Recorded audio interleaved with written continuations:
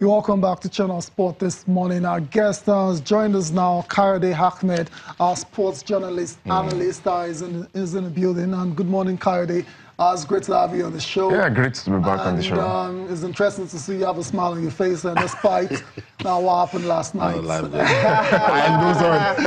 It was a friendly match. Yeah, exactly. Yeah, it was a friendly. Yeah, definitely. We got beat by a dominant side, but it is what it is. Yeah. A friendly game for the technical crew to observe where the weaknesses are and to improve on the subsequent games. Absolutely. We'll get your thoughts a lot more of your thoughts later on that match against Serbia. Let's continue from where we stopped.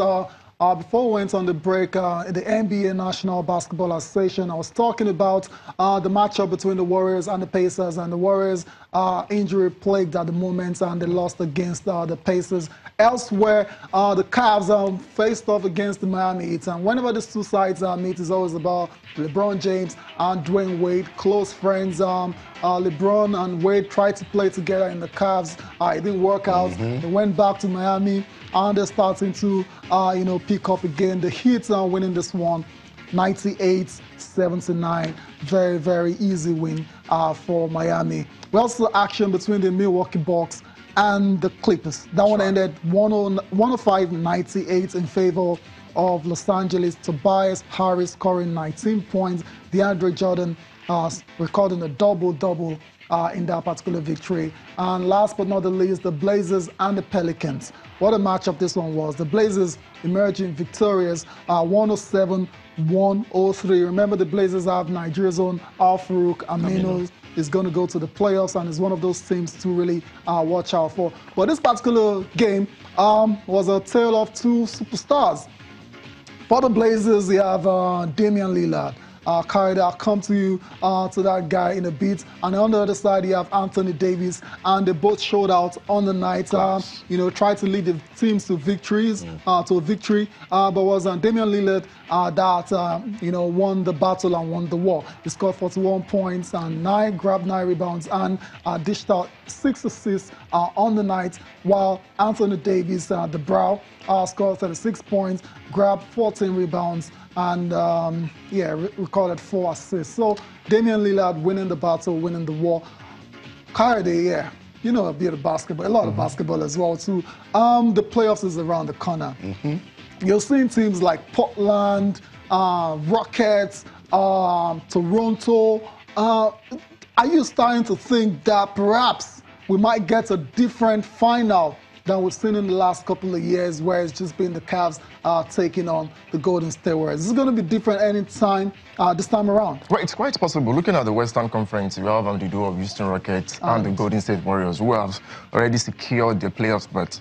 And for the Rockets, despite the fact that they rested Clint Capella and the Beard, talking about James Harden, they still won convincingly, meaning they've surpassed the record of even the days of Hakeem Olajuwon, over 60 victories in regular season, which means that going into the playoffs, they are the team to actually look out for. But for the Golden State Warriors, they've been struggling. Yes, you might want to say they are resting their main players for the playoffs. Steph Curry got injured. Klay Thompson, Draymond Green, and KD have been the main guys for them. But I still want to see how they're going to fare during the playoff season. But in the East, it's been the Toronto Raptors all the way. Masai Ujiri, the GM of Toronto Raptors, who is incidentally a Nigerian, is doing a great job. And the duo of Kyle Lowry and DeMar DeRozan have done particularly well. Boston Celtics are doing quite well too, with Kyrie Irving and Al Horford.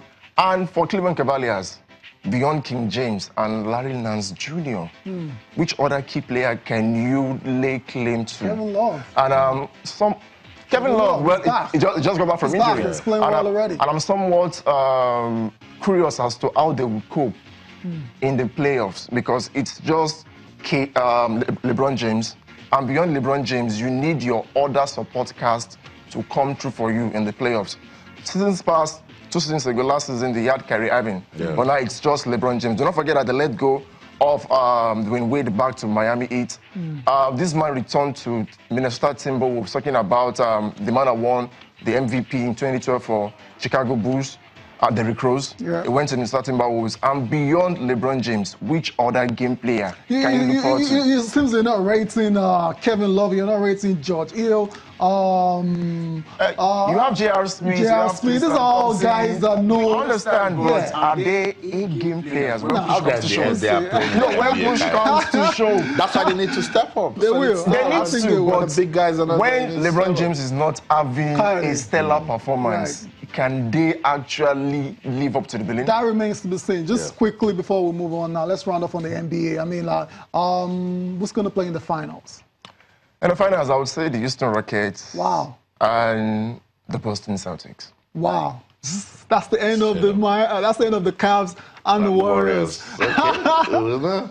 We'll find out. Let's get on with the show now. Yeah. Updates from the NBA. We'll continue to monitor it, but let's also give you updates coming from this ball tampering scandal. Tayo, it's not getting any better. And Australian Cricket Supremo had very tough words for Tayo. Look, this is embarrassing. This is disrespectful. They have brought the it's game. Disappointing. They brought the game to disrepute. Absolutely. You know, and so everyone that is involved in cricket, and you try to understand it 2 years later, what is the objective? It's to win by all costs, any means possible, and justifies the means. That's what is going on. Look at the man on your screen there, Steve Smith, amazing cricketer, still very young, captain of the side. And he's let himself down. He's let Australians down, and he's let the sport down. He's going to have to pay for it. It's as simple as that. And like you said, the CEO of Cricket Australia is not joking about with this at all.